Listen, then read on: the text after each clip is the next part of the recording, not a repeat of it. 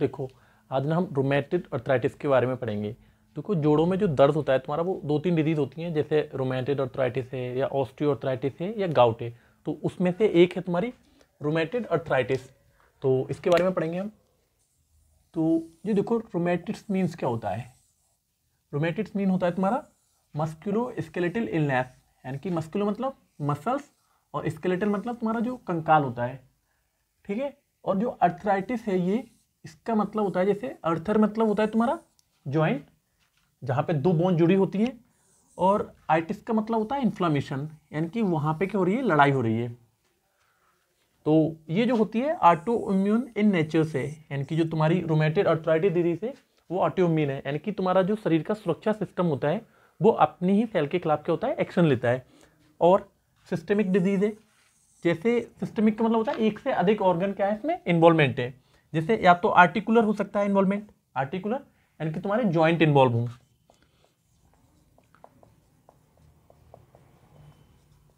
और हो सकता है एक्स्ट्रा आर्टिकुलर इन्वॉल्वमेंट, यानी कि तुम्हारे जॉइंट के अलावा दूसरी चीजें भी इन्वॉल्वमेंट हो, जैसे तुम्हारा स्किन इन्वॉल्व हो या ब्लड वेसल्स तुम्हारी क्या हो इन्वॉल्व हो इसमें, या हार्ट हो या लंग हो सकता है तुम्हारा, ठीक है। तो इसके क्या क्या कारण होते हैं रोमेटिड अर्थराइटिस के, जैसे दो कारण होते हैं, एक तो जेनेटिक्स होता है और एक होता है इन्वायरमेंटल फैक्टर्स। तो जेनेटिक कैसे, जैसे मानो इम्यून सेल जो है तुम्हारा, यानी कि जो तुम्हारा शरीर का सुरक्षा सिस्टम है उसकी जेनेटिक टेंडेंसी होती है। जेनेटिक टेंडेंसी मतलब जन्म से ऐसी उसकी व्यवस्था होती है उस सेल के अंदर, वो ऑटो रिएक्टिविटी शो करता है, यानी कि शरीर का जो सुरक्षा सिस्टम है वो ऑटो रिएक्टिविटी शो कर रहा है, यानी कि अपनी ही सेल के खिलाफ क्या एक्शन लेता है। लॉस ऑफ सेल्फ टॉलरेंस, यानी कि सेल्फ टॉलरेंस मतलब जैसे जो शरीर का इम्यून सिस्टम है तुम्हारा वो क्या करे, अपनी सेल को पहचाने और उसके खिलाफ एक्शन न ले। तो ये तो हो गया सेल्फ टॉलरेंस, लेकिन इसका क्या हो रखा है, लॉस हो रखा है, ठीक है। दूसरा इन्वायरमेंटल फैक्टर है तुम्हारा, जैसे मान लो कोई बैक्टीरिया है या वायरस है, बैक्टीरिया या वायरस या क्या तुम्हारा पॉल्यूशन। पॉल्यूशन जैसे आप ऐसे एरिया में रहते हैं जहाँ पे फैक्ट्रीज लग रखी हैं, तो उससे जो पॉल्यूशन यानी कि धुआं निकलेगा तुम्हारा, या मान लो कोई रेज निकल रही है एक्स अल्फा बीटा गामा, ठीक है, या और भी चीज़, या मान लो कोई जो व्यक्ति है वो स्मोकिंग करता है बहुत ज़्यादा, या उसका जीआईटी का फ्लोरा जो है वो अल्टर्ड हो रखा है। तो इन सब की वजह से जो तुम्हारी साइनोवियोसाइट्स हैं, साइनोवियोसाइट्स जैसे देखो मैंने ये जॉइंट बना रखा है, तो जो सबसे आउटर लेयर जो होती है वो जॉइंट कैप्सूल की होती है, और इसके अंदर क्या होता है साइनोवियोसाइट्स होती हैं, जो क्या करती हैं साइनोवियल फ्लूइड को बना के डालती हैं। तो साइनोवियोसाइट्स की जो एंटीजेनिसिटी, देखो तुम्हारा शरीर की जो सेल्स होती है उसके ऊपर ना हर एक सेल के ऊपर एंटीजन होता है, जिससे तुम्हारा इम्यून सिस्टम क्या करता है, पहचानता है कि ये हमारी अपनी सेल है या बाहर की सेल है। तो क्या है एंटीजेनिसिटी, क्या है वो अल्टर्ड हो गई, यानी कि इन सब की वजह से क्या हुई, अल्टर्ड हो गई, यानी कि परिवर्तित हो गई। तो क्या होगा, जो लोकल मैक्रोफेज है, देखो हर जो तुम्हारा शरीर का हर ऑर्गन के पास अपना लोकल मैक्रोफेज होता है, ठीक है। तो ऐसे ही तुम्हारे जॉइंट के पास भी लोकल मैक्रोफेज है, तो वो क्या करेंगे, इन साइनोवियोसाइट्स के खिलाफ क्या करेंगी, एक्शन लेने लगेंगी, यानी कि इनको मारने लगेंगी।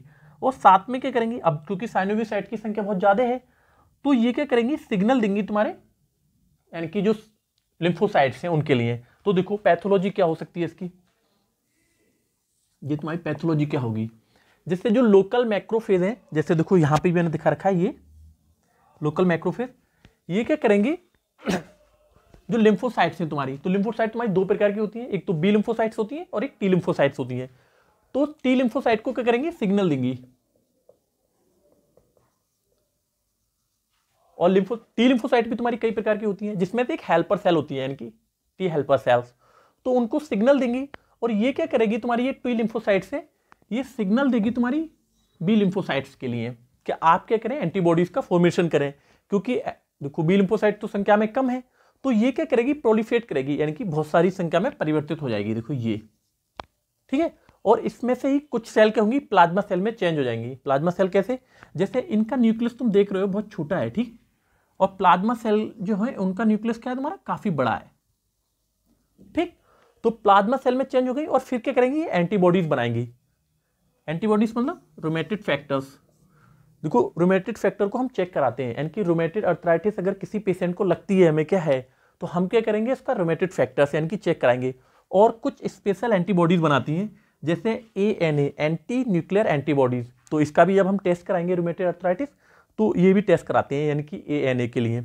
या ACCP यानी कि एंटी साइक्लिक सिट्रुलिनेटेड एंटीबॉडीज, ठीक है। फिर ये क्या करती है, तुम्हारी जो टी हेल्पर सेल्स है, एक तो इसने बी लिम्फोसाइट को सिग्नल दिया, साथ में क्या करती है, साइटोकाइन का फॉर्मेशन करती है खुद। तो साइटोकाइन क्या है तुम्हारा, यानी कि इन्फ्लामेशन को क्या करता है, मेंटेन करके रखता है। अब मेंटेन कैसे करके रखेगा, जैसे देखो जी मैंने ज्वाइंट बना रखा है, तो इसमें क्या होंगी, ब्लड सप्लाई होगी इसकी खुद की, ठीक। तो साइटोकाइन क्या करता है तुम्हारा, इसमें छोटे छोटे पोर बना देता है, ठीक है, ताकि ज्यादा से ज्यादा लिम्फोसाइट इसके ज्वाइंट के अंदर जा सके, ठीक। तो जो तुम्हारा साइटोकाइन होगा वो दो प्रकार का होगा, एक तो डिस्ट्रक्टिव होगा यानी कि जैसे TNF अल्फा है, या इंटरल्यूकिन 1 या इंटरल्यूकिन 6।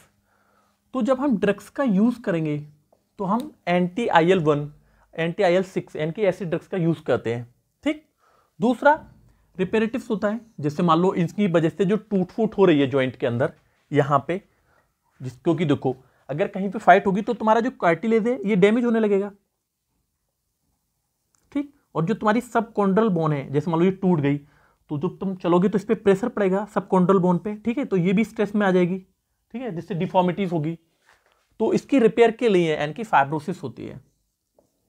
और क्या होता है, साथ में तुम्हारी जो टी लिम्फोसाइट्स हैं वो प्रोस्टाग्लैंडिन का फॉर्मेशन करती हैं, उनकी वजह से भी क्या होता है, देखो जैसे इन्फ्लेमेशन को ये मेंटेन करके रख रहा है, तो इसकी वजह से क्या होगा, इन्फ्लेमेशन की वजह से जैसे पेन है, स्वेलिंग है, रेडनेस है, तो हम जब सिम्टम पढ़ेंगे इसके तब बताएंगे इनकी क्या क्या सिम्टम दिखाता है ये, ठीक है। तो आज जो तुम्हारा रूमेटॉइड अर्थराइटिस का लेक्चर था वो इतना ही है, कल को हम इसके क्लिनिकल फीचर्स और एग्जामिनेशन पढ़ेंगे, ठीक है। Thank you.